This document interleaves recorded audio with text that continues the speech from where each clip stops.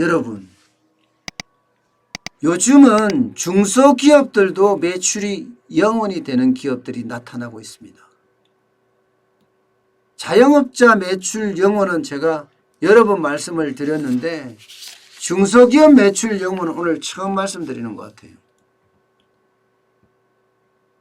수출기업이나 내수기업이나 제조기업이나 할 것 없이 지금 중소기업은요, 직원들을 그만두게 하고 그리고 휴업하거나 혹은 샷다운, 공장 가동을 중단하는 곳이 뭐 여러 곳에 일어나고 있고요.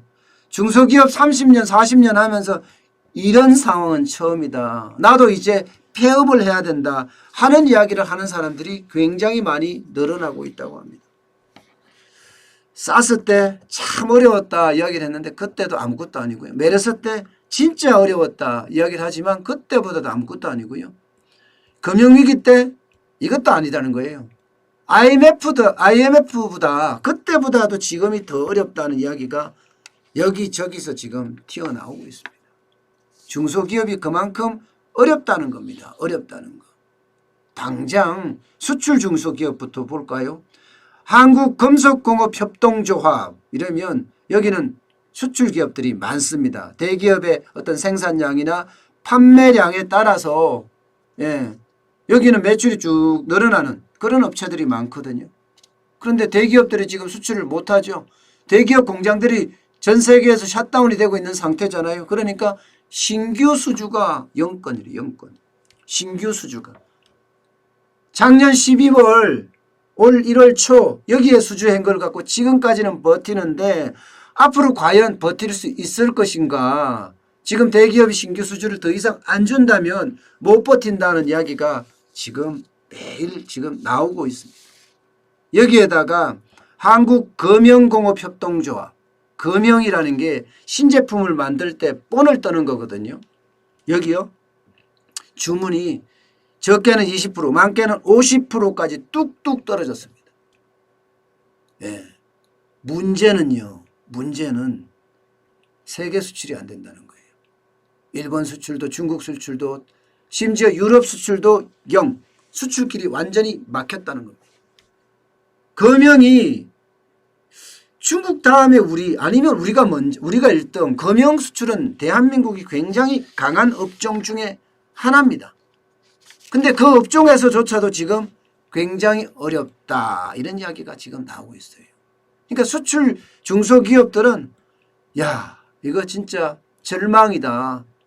그렇게 이야기할 정도고 신규 수주가 0건이라고 이야기할 정도니 얼마나 지금 어렵겠느냐.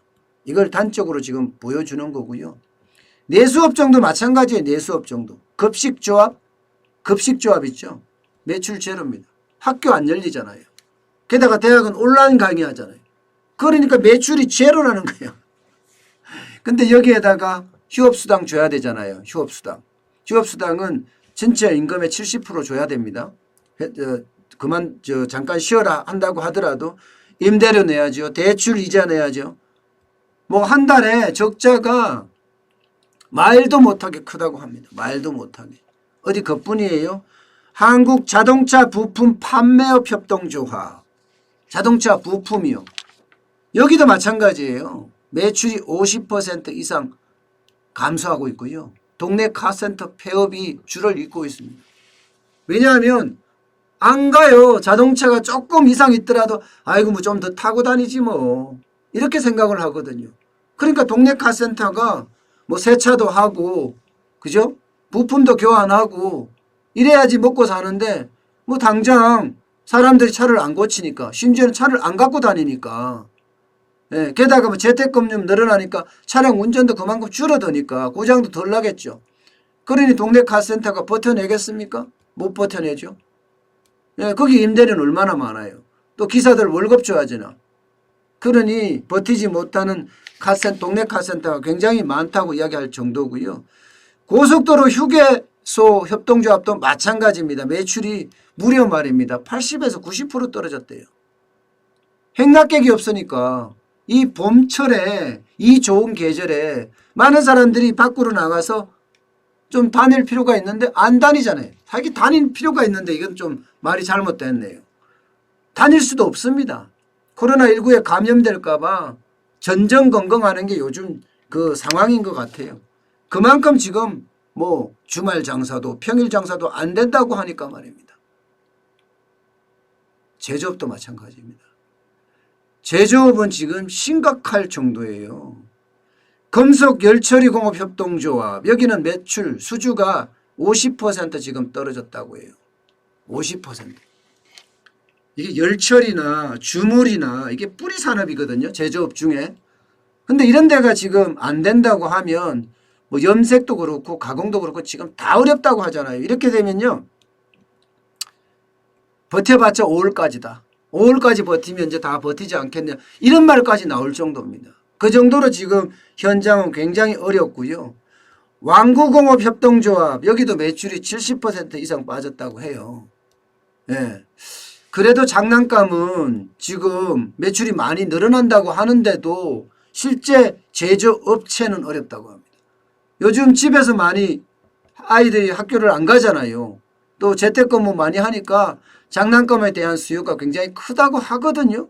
그래서 실제로 매출도 많이 일어나는데도 불구하고 완구공업협동조합에서 말하는 것은 어렵다. 예. 기본적으로 완구 장난감 만드는 게 노동 집약 산업이에요. 그런데 뭐 최저임금 올랐죠. 주 52시간제 도입됐죠. 살아날 수 있는 중소기업 별로 없습니다. 완구기업이. 진짜 모르고 못 모르고 문재인 대통령은 진짜 생각 없는 거예요. 우리 기업의 현실을 전혀 모르면서 마치 말입니다. 다 아는 것처럼 그렇게 한 것 아닌가 싶을 정도예요. 그러니 안 그래도 어려워왔어요. 예, 소득주도의 성장 정책 때문에. 그런데 여기에다가 코로나19까지 겹쳤으니 그건 뭐 어떻겠습니까? 그야말로 박살이죠. 박살. 진짜 박살을 났습니다. 금속열처리공업협동조합도 앞서 말씀드린 대로 마찬가지. 이렇게 열처리라든가 완구라든가 뭐 주물이라든가 염색이라든가 뭐 이런 쪽 있잖아요. 여기는 다 붕괴되고 있다. 이렇게 이야기해요. 붕괴되고 있다. 그럼 어떻게 해야 되냐? 대안이 뭐냐? 대안이 있어요. 왜 대안이 없겠어요?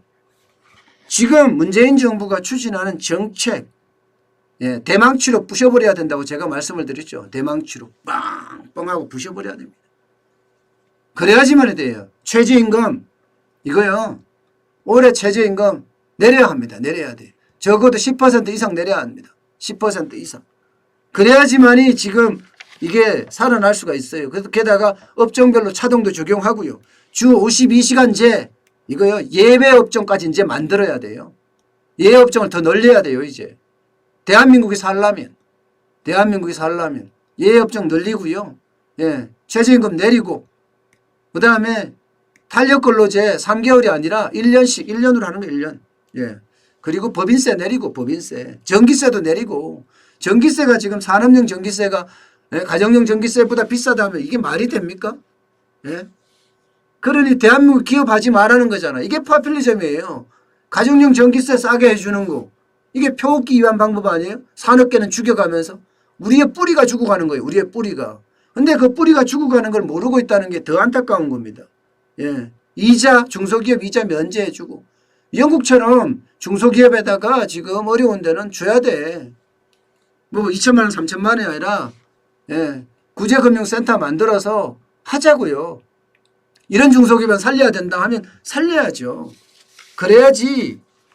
그래야지 대한민국 중소기업들 제대로 예, 살아남을 수 있습니다. 이번 이 코로나19 사태로 중소기업들 뿌리 제조부터 시작해서 예, 완성품 중소기업까지 그리고 중견기업, 대기업 제조업이 만약에 무너지면요. 여러분 제조업이 무너지면 진짜 어려워진다는 거 그거는 명심해야 될 것 같아요.